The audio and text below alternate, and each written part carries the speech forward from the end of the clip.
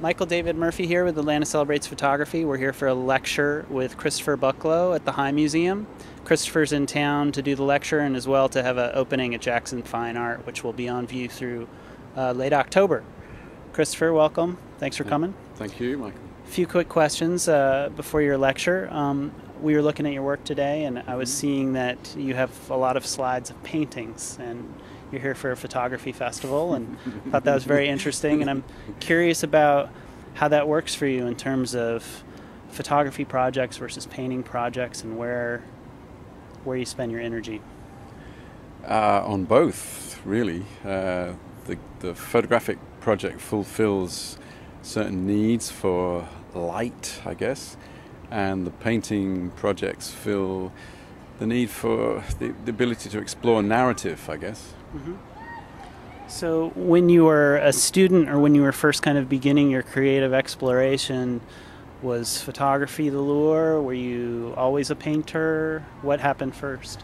My first works were all sculptural, and I worked in sculpture for about three years, and then I started to draw basically through the sculptural practice, and the drawings were terrible. So I thought maybe it would be neat to make these drawings as photographs. Sure. And that's how the multiple pinhole technique evolved. So it evolved out of a painting technique? Yes. So it's kind of an exploration of a painterly idea, actually. It's an exploration of an idea. The paintings were a kind of exploration, and the photographic exploration of the same idea is another kind that happens to be much more visually effective than the paintings that I was doing. So I ran with that one. I see. I'm curious about portraits, the photographs in your guest series and Tetrarchs. People would refer to them as portraits. They're pictures of people. Why portraits, and what do portraits kind of speak? How do they speak for you? Well, they certainly are portraits, although the sitters are never identified. And the way that I choose the group of people I'm going to use is that I've dreamt of each one of them. And so if you visit an analyst is going to tell you pretty quickly that all the figures that you dream about in your dreams are significant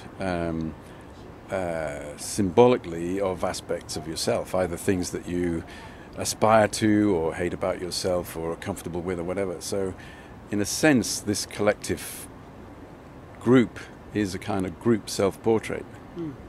It's interesting that they're from dreams, because when you look at the pictures, they're portraits of people that look extremely ethereal, and that your content is merging with the form almost completely. Can you talk a little bit about how the pinhole discovery happened for you?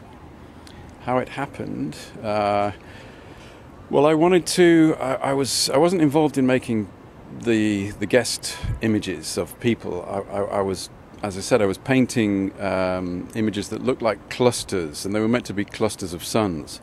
But they weren't as wonderful as I could have wished.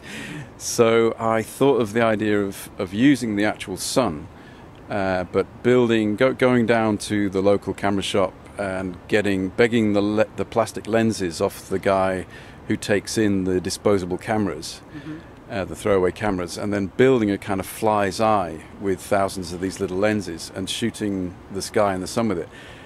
And that seemed very impractical. And one day it just occurred to me that a pinhole camera needn't only have one pinhole. Right. And so the first pinhole camera I built had 1,000 pinholes in it. And I used that to shoot the sun in the sky. And they record simultaneously 1,000 images of the sun in those early pictures. Well, we're really looking forward to seeing more and learning more about your work, and appreciate you coming here for the lecture series. And Michael David Murphy for ACP and Art Relish, thanks for watching.